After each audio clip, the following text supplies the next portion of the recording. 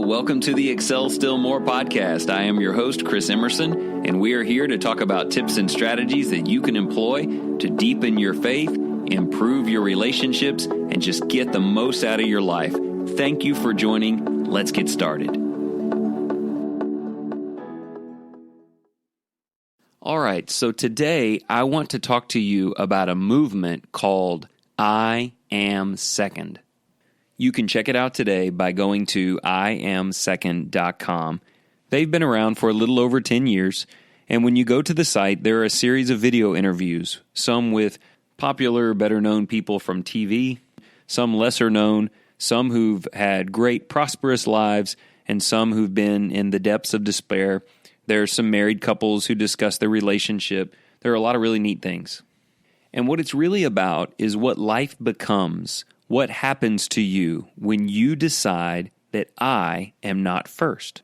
When there is not a relationship in my life where I put myself ahead of the other person.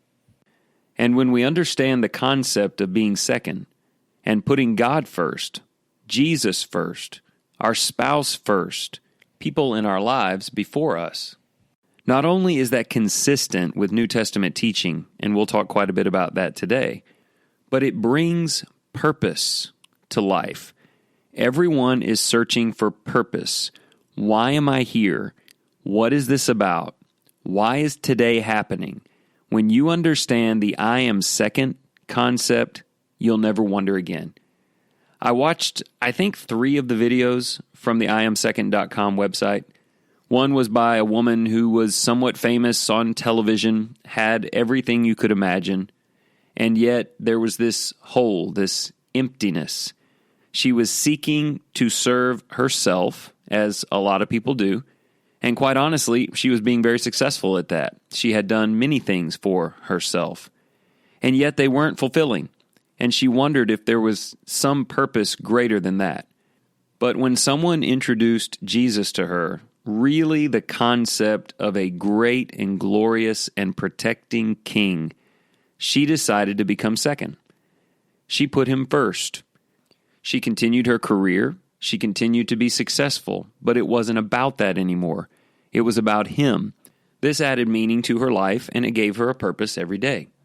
Another video was by a guy who was raised in a terrible home. He was an alcoholic and a drug addict and had gone through a motorcycle accident that was debilitating, but someone came to the hospital and prayed over him, and they prayed for him to live, and he did.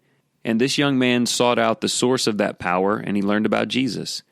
And he decided that all of the choices he'd been making, far more harmful than in the first case with the woman, but all of the choices he'd been making were self-service choices. He was putting himself in first place and forgetting about everyone else. Once he took the role of second to Jesus, and he let Christ become, Colossians chapter 1, first place in everything, he knew what he needed to do. He turned his life around, and he ended up serving lots of people, and that's the beauty of this. When you become second to Jesus, when you seek first Christ, you actually become more valuable and serviceful to everyone. Of course, the greatest example of I am second in all of world history is Jesus himself. He was worthy to be first. He is God, and yet he decided to become second. By that I mean he put all of humanity before himself. He still looked after himself. He still had a relationship with God. He still mattered. But for that period of time, he made sure that mankind's needs were above his own. And because he put us first, we now enjoy a mercy that only he could provide. Now, once he had ascended into heaven, God gave him a place of glory again, though I have an argument that he's still assuming the role of second, as he could be in a position of preeminence and worship, and yet he continues to serve us every day, our high priest, our king. So I want you to think about being second today and what that would look like. Now, as I was thinking about Bible examples of this and parables on this topic, I think a more familiar term for us would be I am last. The idea of assuming the last place, like the guy in the parable who takes the first place at the table and he's moved to the end of the table. and the one who comes in and assesses the room and assumes the least important spot in the room, and he gets moved up to the first. And that language is fine and useful, although I would argue that more the point in those cases is if you decide you're first, if today is about you, if everybody else is in second place, you will be demoted to the end of the line. You will become the least, and in fact, people will value you the least if you're someone who serves only themselves. Yet people who can put others in front of themselves get supported, loved, exalted, and honored. But I don't know if I want you thinking of yourself as last in order to accomplish that. And here's the reason why. There are a lot of great people who listen to this podcast, men and women, but in particular some wonderful, service-filled, honorable, loving women who are already serving a great many people and put themselves below others. But if they aren't careful, they can get into a situation of self-neglect, where their attitude is, I am last, everybody else gets served first, it's about everyone else, my job is to be neglected and happy about it. That is not the case. She deserves to take care of herself. She deserves to have her needs met. She deserves to be served by her husband and others in many capacities. And so while the idea of assuming the role of last is certainly a biblical idea, the Lord says, he who is last shall be first. Just be careful that you don't misread that into a point of self-deprivation and neglect, like putting the life vest on everyone else and drowning while you do it. Instead, try telling yourself, I am second. To me, this connotes the idea that I am still valuable, I need to take care of myself, I still matter. In fact, that's largely what our Excel Still More entire series is about, that you are incredibly valuable, and the stronger and better you get, the more of a difference you're going to make. However, I can be in second place in any relationship. I have the strength to do that. I understand what that means. It's not self-neglect. It's simply moving the preference over to the other person in the room before myself. Like we read in Philippians chapter 2, verse 3, do nothing from selfishness or empty conceit, but with humility of mind, regard one another as more important than yourselves. That's what we're talking about. You are important. Your voice matters. But in any given situation, you can defer preference to the other first. It's the first thing that happens. I'm going to give you a handful of examples of this in the back half. I just need to make sure you understand the sentiment that we're conveying, because I want you to say the words to yourself, I am second, throughout the day today, and understand what that means. In Philippians 2, the next verse, it says, do not merely look out for your own personal interests, but also for the interests of others. Now again, that's not saying your interests don't matter. If you are a husband with a wife and 4 kids, you've got to always be about those 5 people and never get around to what you need to do. That is not God's plan. And that's not what I am second means. I am second is more about the moment you're in, the person in front of you, the way that you assign value in that moment or when you're making that choice. The text goes on to say, have this attitude in yourselves, which was also in Christ Jesus. And then again, it goes on to show that he chose to be second to mankind and to serve mankind. And of course, ultimately, having preserved his own soul, he received great glorification for that. And God saw that. And God honored him immensely because of the position he was willing to take. All right, so let's take a few minutes and talk about what this looks like. Let's begin with Christ. If you go to iamsecond.com, there are some videos about marriage and other relationships because it applies there, and you're going to hear me talk about that. But primarily, it's going to be about Jesus. Now, it's easy for you to say, Jesus is first place in everything, Colossians 1. I seek first his kingdom and righteousness above everything else, Matthew chapter 6. It's easy to say those things generically. It's easy to profess those things in belief. Let me tell you what's tougher. What's tougher is when you are in a situation today where you choose between honoring the character of Jesus or serving your own self-interest. In that moment, right there, facing that decision, that's when it's important to visualize Jesus right there in the room with you, look in his direction and say 3 words, I am second. What you're saying is, I know I matter, I know I'm valuable, I know you love me, but in this decision right here, this one, you're first. What you want takes precedent over what I feel like I need.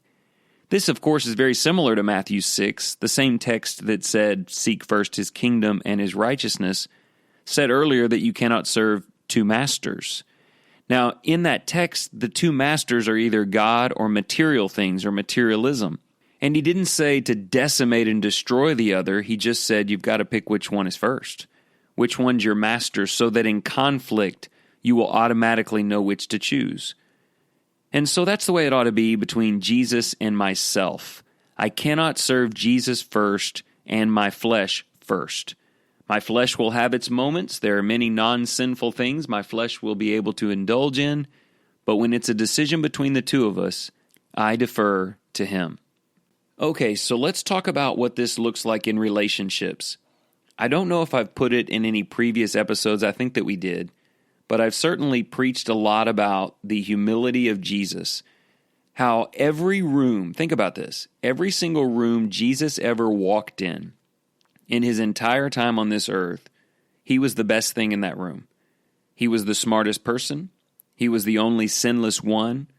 He deserved more honor than the rest of his creation combined. And yet, time and time again, he assumed the lowest position in the room. Every room he walked in, he made it about the other person. He wanted to know what was going on in their minds. He was interested in what he could do in their lives. And look, we're not Jesus, and you can't read every heart in the room. And it would be just impossible to walk in and somehow be subservient and perfectly positioned to help everybody in the room. That's a bit overwhelming, but you know what I can handle? When I'm having a conversation with a person, I am second. My initial default idea is that they matter more than I do. Their story matters more. What's going on with them is more important. And so when they're done talking, I'm going to follow up with another question because I'm genuinely prioritizing what they have over what I have. Now, again, this doesn't mean you're a nothing. I still get to tell my stories later. I still get to express how I feel about what's going on with me. Interestingly enough, if you'll go back to the episode, Always Speak Last, there is a much higher chance that they will listen to you after you've shown that you've put them first. They've gotten to go first. If I'm in a room with a group of people, whoever's speaking, that person's first. I'm second. Maybe I get to go next, or maybe the person next to me speaks up. Well, now they're first, and I'm second. When it's my turn, I'll have something to say, but I genuinely in that moment decide that I defer to them. Their interests are more important than my own. Can I just ask you, if you're following along with me on this, what is it going to do to these relationships?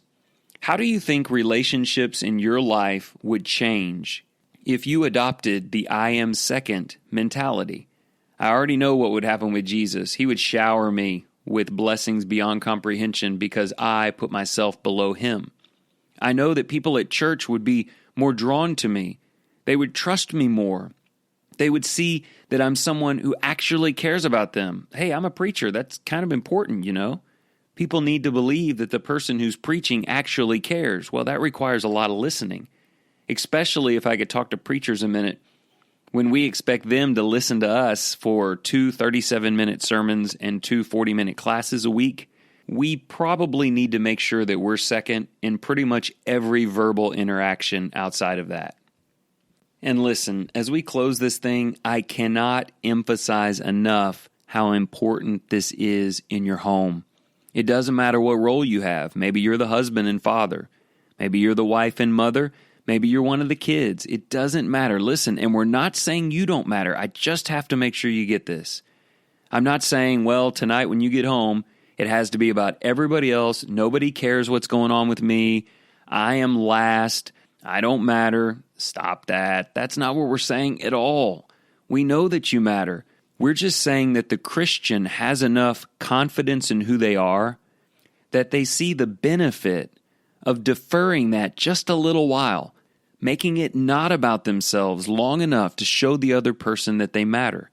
Let's get out of the box here because I usually assume that husbands and wives are listening. And let's say we've got a teenager listening right now. Why don't you try this? Why don't you call your parents, or when you get home tonight, why don't you just ask how they're doing? Really try to listen, and not because it's some trick or something, because you've decided, in this conversation, I am second. They matter more. Now, your parents may say, okay, what did you do? And you can just laugh that off and say, nothing, Mom, I just love you. I'm just interested in what's going on. Here's another part that goes along with that. It really triggers something usually in the other person, especially if they're an inner circle person that you already know is pretty great. If you prioritize them just a little bit, if you really do something or say something that shows that they're super important to you, they will almost instantly reciprocate that and probably try to outdo you in showing honor, which is something we see in the biblical model. Okay, let me stretch this just a bit and then we're done. The stretch is this. It's not just things that you say in conversations. It's also things that you do and think. You don't have to be in a conversation, gentlemen, with your wife to think, okay, here we go. I am second. It's just as important in the things that you decide to do, whether it's wash the dishes or watch TV, or when you stop at the store to get something for yourself, if you text and see if you can get something for her, or even the things you think about throughout the day, how much time you spent thinking about what she's going through or what she needs. When we learn the I am second approach to life, people that we care about, we tend to think about and act upon and converse with in a way that says, you come first and we'll get to me later. So listen, it doesn't matter if you have everything in this life or you have nothing. If you're making it all about you, you're missing this. You're missing the true purpose for why God has breathed life into you. There is something far more rich to pursue. Firstly, it's seek first Jesus, real decisions, tangible moments where Jesus comes first. And then it's valuing the people in your life as just before yourself and reaping some incredible relationship rewards from that. So have a great day. Take care of yourself, do some cool stuff. But when it comes to the king of your life and also the people in your life, remember this: I am second.